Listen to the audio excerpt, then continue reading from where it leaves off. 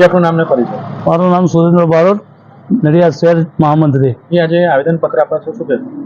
આવેદનપત્ર આજનું જે હતું એ અમારા નેતા, લોકસભાના વિરોધ પક્ષના નેતા શ્રી રાહુલ ગાંધીને જેમ ભાવે એમ ભાજપના જે સંસદ અને MLA જે વાત કરી છે કે એમને આતંકવાદી જાહેર કર્યા.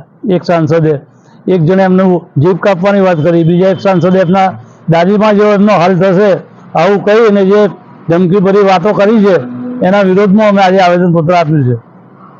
અને બીજું અમે સાહેબને એક એવી રજૂઆત કરીએ કે ભાજપનું જે સદસ્યતા અભિયાન ચાલે છે એમાં આ લોકો બળજબરીથી પબ્લિકને ઊભી કરી મોબાઈલો જૂટવીને એમની જોડેથી OTP લઈને સભ્ય બનાવવાનું કરે છે.